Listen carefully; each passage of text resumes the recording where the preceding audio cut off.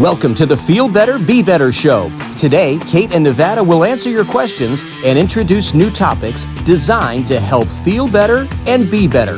These are raw conversations, but they will make a difference. All right, let's see. Are we doing a clapping intro again? Can you do a different one? No, I can't. I can't do any good ones. That was. You looked like you were going to do like the side one there for a minute. That's what I did. Uh-huh. Mm-hmm. Yep. That's Perfect. Yep. It depends on your perspective. Wait a minute. Did we talk about perspectives? Are you spilling the beans? Spill? No. I would eat beans. I would not spill them. Okay. So yeah, what are we doing? All about different kinds of perspectives in this thing. Mm-hmm. Okay. Yep. Enjoy it. That's my good. Go ahead. Enjoy it. All right. Let's see here. Wait a minute. Backwards day. Backwards day. We're going backwards? Yeah, because I got to be warm. Or do we do a mirror? We should try like some of the special effects. There's lots of special effects on there. Cool. That'd be Alright, so awesome. then- Can we make me look tan? I don't know if I can do that. I'll see. I mean, fluorescent lights that I sit under all day long just do not give me the, the stuff to be able to make me look healthy and bronze or whatever. So, good times. All right, let's see. Okay, I think we were kind of talking interesting this week about perspective. Mm-hmm. So, I think you kind of talked about you were talking with a friend of yours or whatever and kind of really changed your perspective on certain things. So, I mean, we didn't get too deep into it. I mean, like, did you have like anything in particular of what happened that kind of changed your perspective of something, or maybe just like kind of a way that it kind of triggered you to look at something different? Yeah, I mean, I think human nature, we just have, it's kind of knee-jerk to have an emotional reaction to something that happens, especially bigger things that happen, and focus more on your side and your opinion of how everything went, and that kind of be the truth of the situation.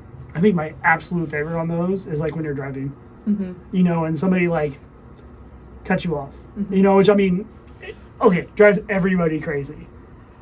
But how many times have you ever like changed lanes? You're like, whoa, where'd that car come from? Mm-hmm. And you're like, oh my God, I didn't see them. Or, you're distracted with something or whatever, and you get over there, oh my God, I think I just cut them off. Yeah. How is it that the person that just cut you off wasn't doing that? Yeah.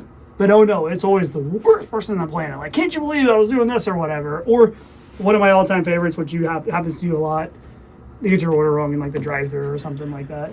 And you automatically are just like, hey, they just do this or whatever. And then you find out later on that you messed something up and you're kind of, yeah, I was a little distracted on that. So, I mean, man, perspective can play a big time role. So I don't know exactly what yours was, but. Yeah, it can. I mean, it was just a big situation that I was having a conversation with somebody, and it felt like we had very different viewpoints on everything.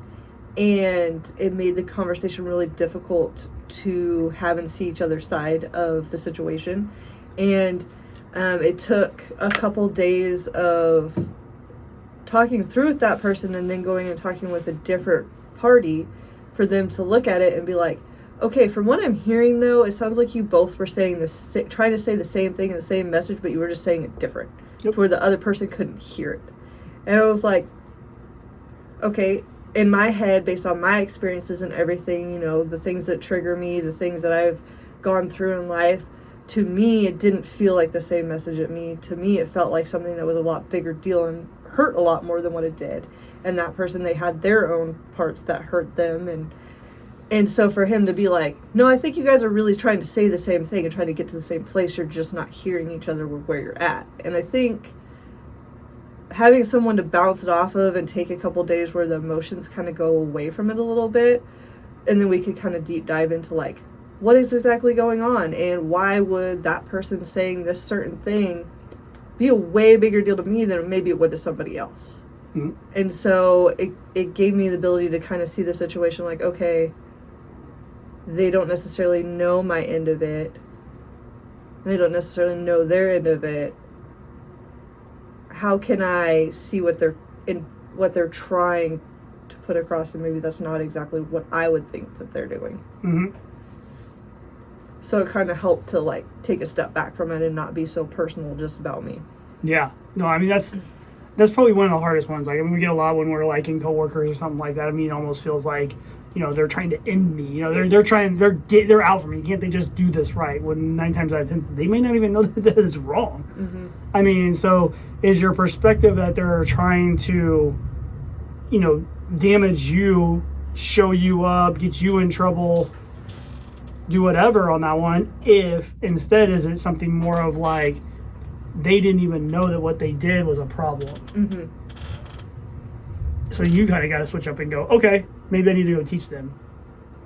Then you get into the situation where if you try to go teach them, now we're in a whole different perspective. Now you're trying to show them how it helps with you. They may interpret it more of like, oh, Mr. Know-It-All. Well, I mean, or you're not my boss. Mm-hmm. Or, that kind of stuff. When really you're just sitting there going like, look, if you do this, I don't get in trouble. Yeah. So, I mean, it's, that perspective thing can get really interesting. Yeah, and I think it also, it depends on the party that you're, like you said, it depends on the party that you're having, I say conflict, but it doesn't necessarily have to be conflict, but having that discrepancy with, because the person who I had this issue with, after kind of being able to talk through the difference of perspective, we were able to work through it to where we could kind of see each other's side a little better, because they were also willing to look at the situation. Whereas some people, recently trying to look at their side of the perspective and see like, okay, why would they be maybe hurt by something I said or acting this way in this situation that feels out of character? They haven't been ready to talk about their side of it. And it's very much like, well, you're doing this to me, or, they're not willing to see from outside of their point of view. Mm-hmm. Yeah, it's really hard. I mean, you got to kind of almost, it's such a subtle thing to be able to pull people in. I mean, I think you've seen me do it with people on a fairly regular basis. And I think that for the most part, what I always try to do is I'm always like, when they come to me, I see they're upset. We always see where people are upset. Mm-hmm. And one of the first things we do is we automatically feel as though there's something we did wrong to make them upset. When in all honesty, 9 times out of 10, probably don't even realize that they did something. I mean, so that we did something. So the first thing I try to do is like, well, I'm trying my best here to help everything run smoothly. So if you're coming to me upset, I don't think it was. I definitely wasn't trying to do it to you. So there's a misunderstanding there. So, all right, hold on. Whoa. What went wrong? Mm-hmm. All right, this one. Okay. All right, let's work through it. All right, let's game plan a way to make sure that doesn't happen again. So now you're coming to me mad at me for something I did, and I got to turn around going, what can we do to make sure that doesn't happen to you again? Mm-hmm. All of a sudden, it's not a conflict anymore. Now it's a problem solving. Yeah, but you're also coming to the person in a space willing to be heard, or willing to hear them and find a solution. Sure. I mean, you can't force anybody on it. Mm-hmm. I mean, there's plenty of times where that does not work. Doesn't matter. They're just mad. They just want to yell. Mm-hmm. And they want someone to blame for the circumstances that happened. Sure. Now, in total honesty, I mean, usually in that situation, for me, I mean, I tend to not calm people on that one. I don't do very well with 9 times out of 10 when somebody does that. They usually feel better if they get you heated and motivated and ready to go. Which you see me in those type of situations, I almost do the exact opposite. Mm-hmm. So it usually bothers people that I don't get upset when they get upset with me, which is kind of funny when you think about it. But that's usually what happens. Mm-hmm. And so I almost kind of try to fight against that a little bit, to where I will get a few jabs in just to be able to kind of make sure that we are having, you understand that I am not going to sit here and just take it from you. But that's part of the strategic play, to be able to go, no, we need to come to a common understanding so we don't have a problem again. Mm-hmm. But it's not always on purpose. I mean, I'm just like anybody else. I can get upset. I've seen it on a rare occasion. Yeah, it happens. Sorry, just that laughing because I think one of the best rare occasions you ever saw, I literally walked in the room and go, come watch this because you're not going to see this very often. Mm-hmm. and you looked at me kind of like, what's going on? I'm like, ooh, I'm mad. Oh, I knew you were coming in mad, but I didn't realize it was that mad. Yeah, I was like, oh, okay. Yeah, that one was an interesting scenario. But, and it's hilarious. I actually would say that one was actually, that situation called for that. Mm-hmm. I'm sure the other party doesn't think so. But in that situation, I think that was what was needed. But for perspectives in particular, I mean, you also kind of had an exercise this week in particular where I kind of like almost pulled you out of, trying to look at that perspective. I assume that kind of helped you. I mean, we'll be more, I'm going to go through it here real quick, but like we kind of talked about what we were seeing, what we were feeling, where we were going with that, but we know the person, we believe in that person. Some things we believe may not be positive, but we think we have a pretty good idea of who that person, those people are, what they're doing. And I think I kept saying, I'm like, well, how would you feel if this, and this was your perspective? How would you, what would you react if you really felt like this thing or this thing was going that way? And you kind of said, well, I'd probably act like that. It was like, well, that's kind of how they're acting, so maybe they feel that way. So what can we do to be able to mitigate that? Or do we even want to? Mm-hmm. I mean, I think on a couple of those situations, I think we kind of chose where we're like, I don't know if I'm really wanting to totally be a part of that. Can we settle it and move forward? Or is there something we want to settle and kind of go with that person? You kind of got to make that decision. Well, that's what I was going to say, is mitigating doesn't necessarily mean fixing it to where you're all happy together anymore. Maybe mitigating means, okay, we need to cut some ties here and either pull back to where we're not as connected in a lot of ways. True. To where the friendship still happens, or maybe completely disconnect because we just don't share the values that we thought we shared. True. Well, I mean, and I think you kind of mentioned it with me too. I mean, I have plenty of people that I don't necessarily really consider them close friend whatsoever like that, but I still work with them. I'm cordial with them. I'm great with them. I do my things to make sure that there's no perception of a bad thing in front of them. And you'll ask me, I'll be like, nope, totally for a working scenario. Totally for the fact that I want them to leave thinking that I have nothing but good intentions designed for them. Just because I know I'm never really going to see them that much. I don't want them talking bad about me. I don't want them spreading any kind of crap on me. And that, somebody could say that's selfish, but it's crazy, but I just don't see a point of trying to just constantly burn every bridge that you run into. No. And sometimes, I mean, getting the jabs and making those points doesn't necessarily do anything to positively move you forward. So at what's the point at that point besides trying to make yourself feel better? Yeah, and I think one of the biggest things for me is, I mean, I hold myself to a pretty high standard. So usually when somebody's mad at you and you're trying to get a jab in, they're able to pull you down from somewhere you didn't think you were. Well, most of the time I already feel that way. So I mean, they're really not, because I'm underperforming from where I want to be. Mm-hmm. So there's nothing they can say that's really gonna make me feel worse. This happened. I mean, it does happen, but I mean, not very often.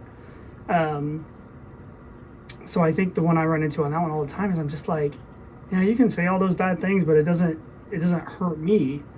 I'm going forward, so I don't see a reason to hurt you, because you should hold yourself at a higher standard anyway. Mm-hmm. And if you don't, that's fine.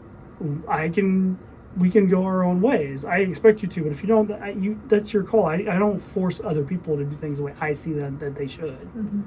So it's kind of interesting. I see too many people so upset because you can almost see it. They'll tell you, I would never do that to somebody. It's like, well, I know you may not, but they may. Mm-hmm. And it's even weirder if you think that they should. I understand some people may not like that saying, but I mean, just because you think the light switch should be turned on 4 times before it's left on does not mean that everybody should. What? Yes. Or even better, you think something should be folded a certain way, or it's just amazing. I mean, some of those things, and I've seen those arguments before. It's just wild. Yeah, talk to any newly married couple. Or newly divorced. Yeah. Usually the newly married are not too bad about accepting each other's things. There are certain things. But weird newly things divorced, come up like, you fold your socks how? Oh, yeah. You fold your towels how? Yeah. And it's a big, transitional issue. Yes. Yes. Wait, you load the dishwasher like this? That's not right at all. Well, I think my favorite on that one, though, is the fact that usually when you're newly married, you might be a little more open to being able to, be persuaded. That's why I love the newly divorced, because they'll literally be like, he folded his socks like this. You know what I mean? It's like they're visibly mad about it. I mean, that's why the newly divorced are kind of fun. Or even better, he crossed his legs in the sofa. And you're like, who cares? Sure. I don't even know if I do or don't, because I just I'm laying there. I don't care, or it's just, or can't even remember some of the other one. I actually heard somebody that was like upset about how they did something. I can't remember, something ridiculous. I was like, okay, well, that was just the way they did things. What does it matter? Yeah. And it was at that point where I was almost like, you're taking their side. Oh Lord, here we go. How dare you? Good times, yes. All right, so I got a question for you then. I got an answer for you.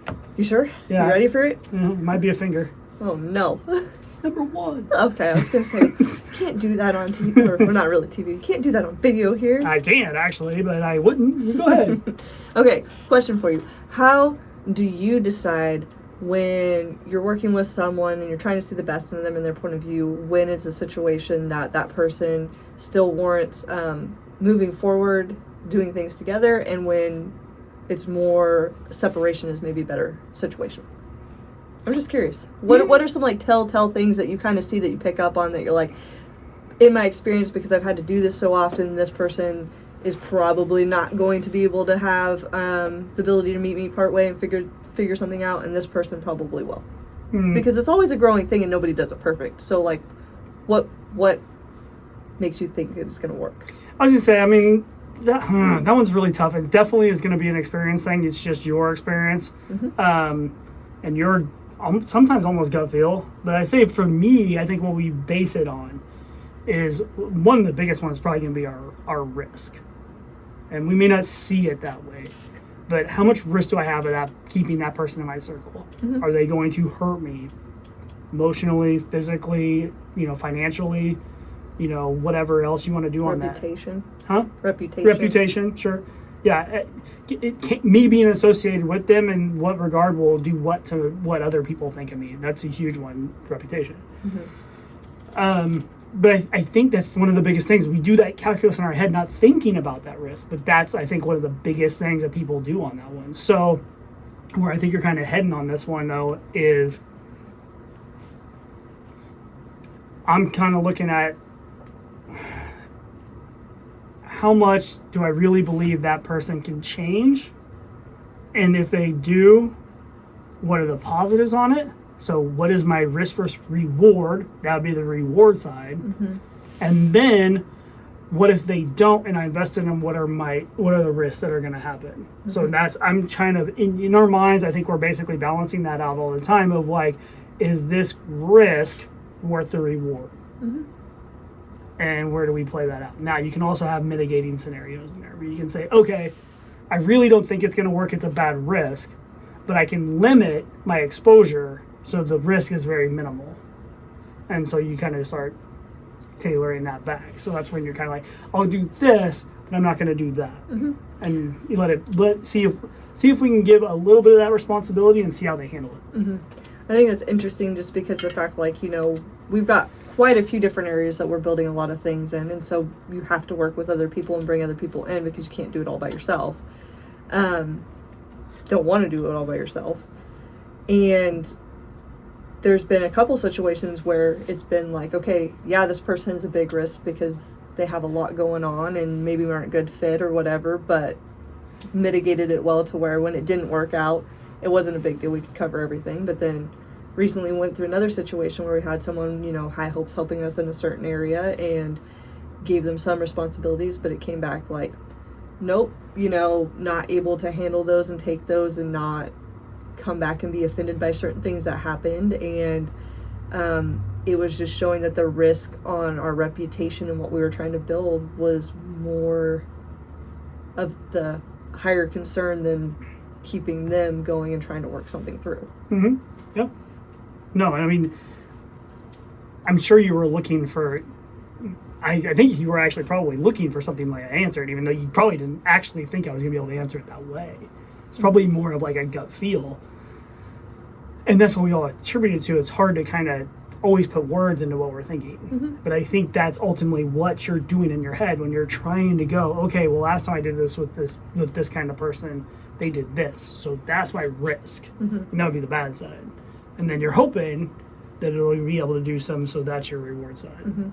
I think too, one thing you didn't hit on, which I've seen you do and heard you talk about, and actually we've talked about quite a bit, was with, I'm thinking of one situation specifically that it was like you could see based on their interactions with us and trying to like share responsibilities that the words they were saying were the words we wanted to hear, but everything else didn't necessarily kind of line up to it. And I think that's back to intuition too, just reading people and getting different experiences where you kind of know.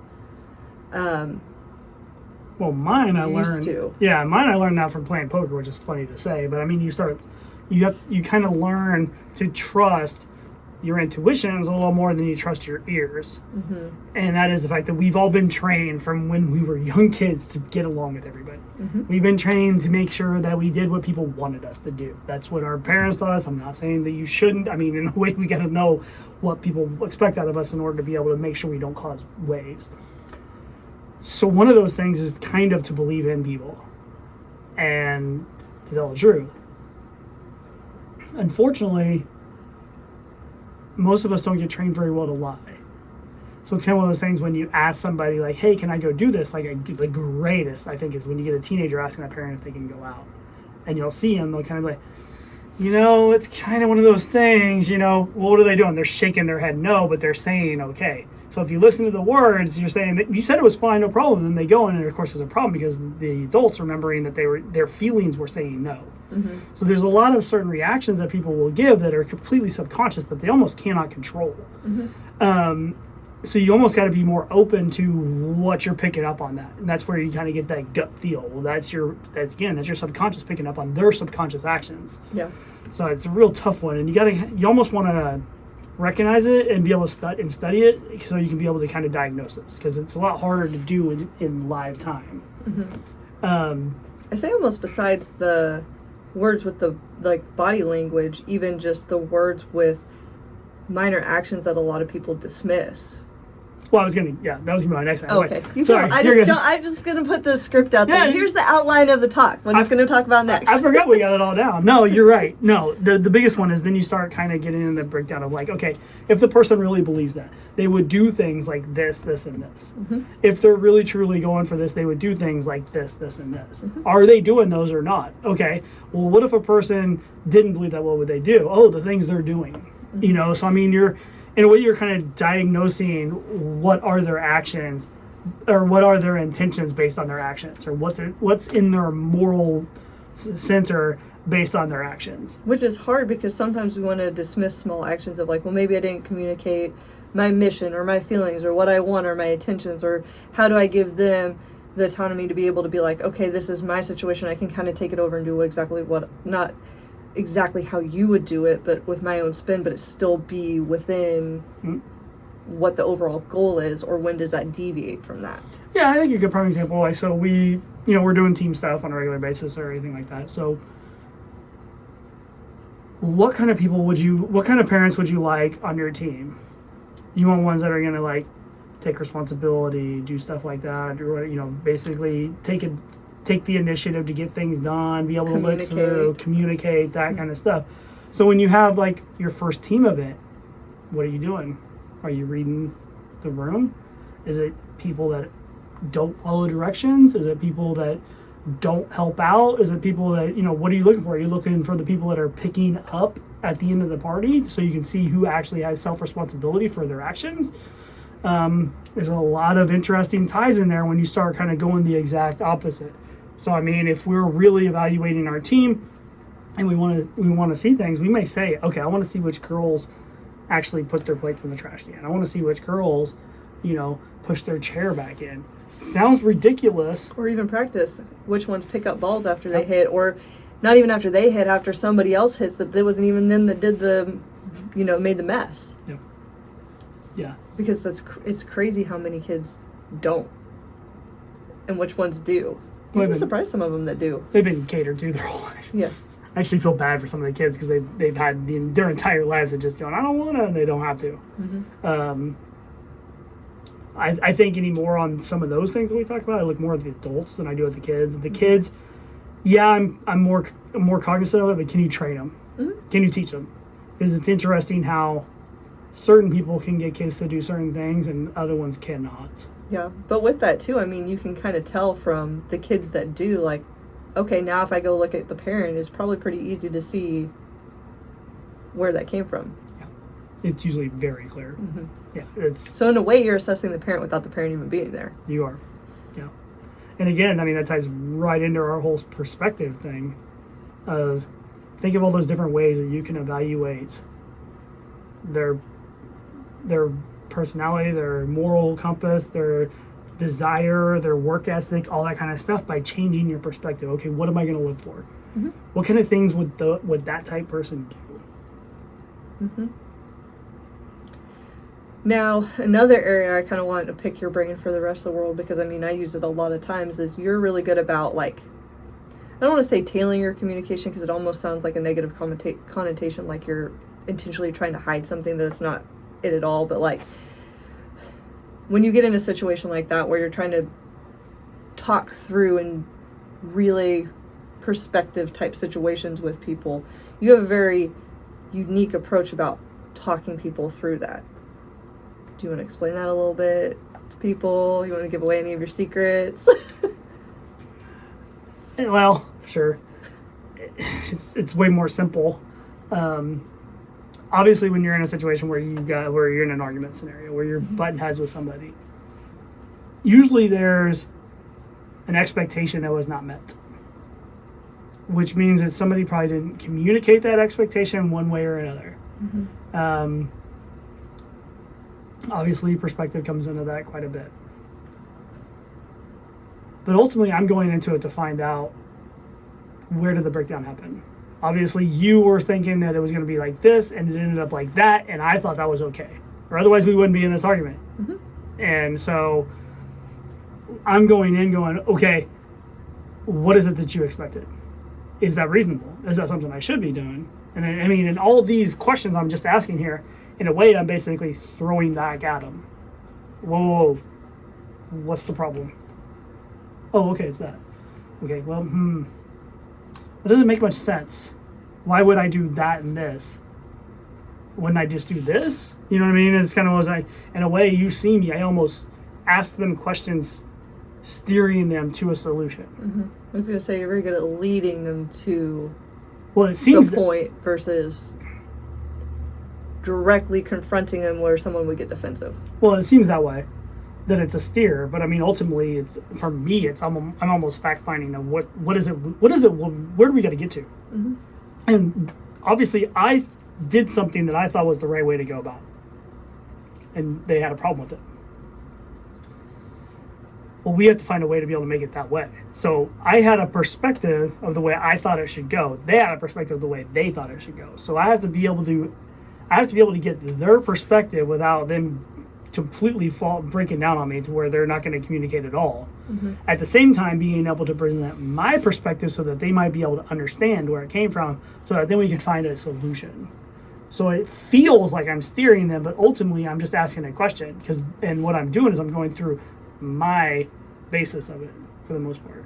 So like, trying to think of a good point here, but I'm having a hard time thinking of one. But where, I mean, okay, so you thought this was going to happen. Okay, well, well, I was thinking we would do this, this, and this, which is why I did that. Or I was worried about this thing or that thing, so that's why I didn't do this. I'm trying to think if there's anything like... Not specific enough to call somebody out. Well, I'm trying to think if there's anything between you and me and all the work stuff and everything that we do that's like not super deep or anything, but just something that would resonate talking through that, you know? Sure. No, I do understand, but I think the biggest thing is that I'm constantly, the reason why I can do it almost so calmly and almost feel like I'm leading them is because I'm trying to find out, they're angry about something, why? What is it that you're angry at? Because 9 times out of 10, what they're talking about is something that they felt you should have done. They don't ever come to you and almost tell you exactly the way it is.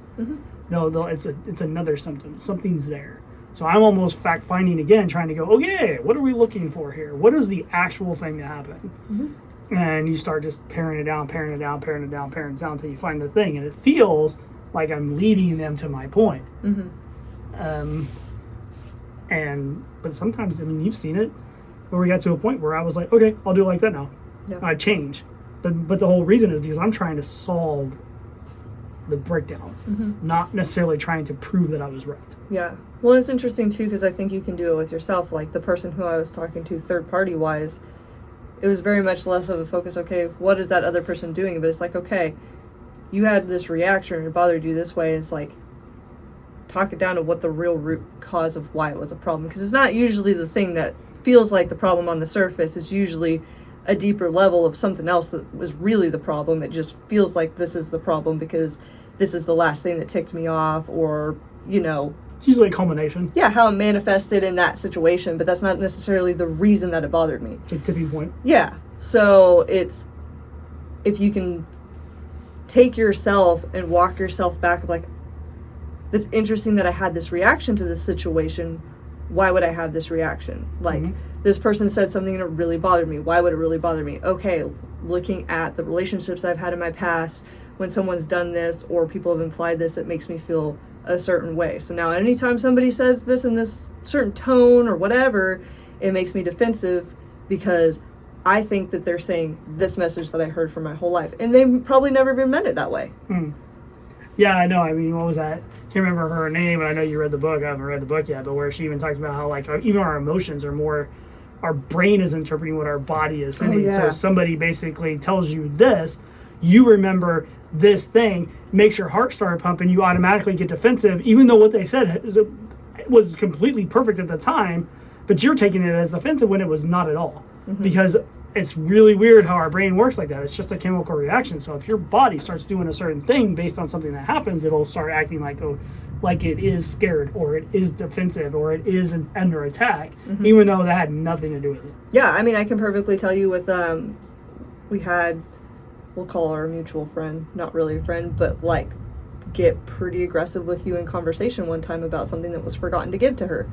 And I was already behind the truck before she even got mad, because there were certain things from her body stance, and I don't even think she said anything yet, but there were such minor things from how she acted that triggered my heart rate to increase and made me think of situations that I didn't feel safe when I was younger, that my body was like, get the hell out of here, it's not safe for you. And so I was gone out of that conversation before anything blew up, because my body told my emotions, like, this isn't a safe place to be, run away. And so, I mean, it happened so fast, and like I couldn't even tell you exactly what it was. Yeah.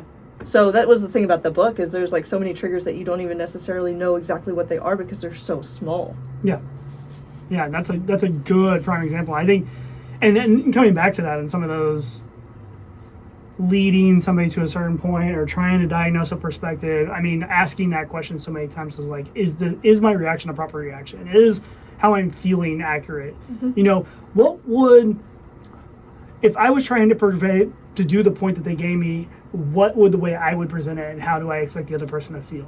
I mean, it's so hard to do, especially when you're in the heat of the moment of things. But I mean, at the same side, you're kind of just like, you're trying to communicate. And communication is not what you say, it's what the other person hears.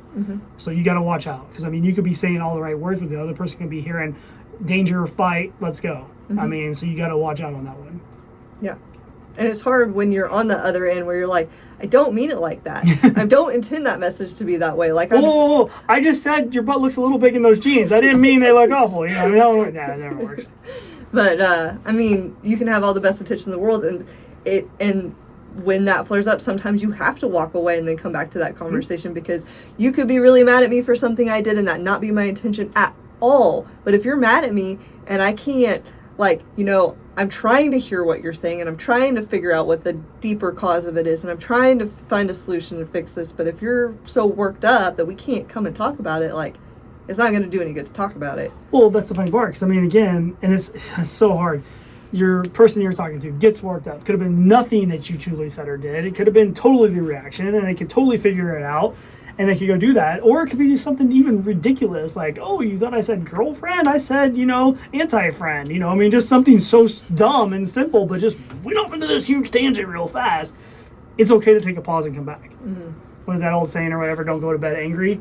And everybody's like, oh, we got to work it out forever. That's not what that saying meant whatsoever. What that saying meant was, okay, we're not going to come to a conclusion. We still believe in each other. Let's reset, rest on it, and come back at it the next day. That's what that saying was meant. That didn't mean like you're going to yell at for the entire night until you finally agree to something, because you're probably not going to do that. Yeah. But with that, too, you have to find a way that works between the two of you to make it to where you both see that, okay, we're going to take a pause, and I plan to come back to it, we'll come back to it tomorrow evening or whenever, set a time. The person who takes pause, set a time. That's a thing I learned. Set a time to come back and talk at it, but not leave where it's like, I'm done and we're just putting all this space and who knows when we'll be back to like finish talking about it. Yeah. Because then it makes it very unknown and very difficult. Sure. Yeah, we all don't really like the unknown. No. Especially when you're like in your head now, everything's crashing down and everything's going to be bad and we're never going to be able to fix this. And you're thinking of the worst possible situation and scenario. And so it's like, I don't do that ever. Yeah. Then you got me over there going like, I'll figure it out. I know. Like, you can't tell me that through text because it's going to freak me out. It'll be fine. We'll figure it out. Don't worry about it. And you can just see you like going like, no. And I'm like, hold on. We'll talk to them. It'll be okay. And then, of course, you can say the famous 2 words that always work out great. Calm down. Yeah. And believe me, if you ever Because that makes are a person thinking, calm down right away. yeah, if you're ever thinking of telling somebody to calm down, under no circumstance will it ever work. Because as soon as you say calm down, I am calm. Yeah, that always works. Tell like a 12-year-old kid to be calm at the plate is just like, you might as well just give him a whole bottle of anxiety. Just be confident. Yeah.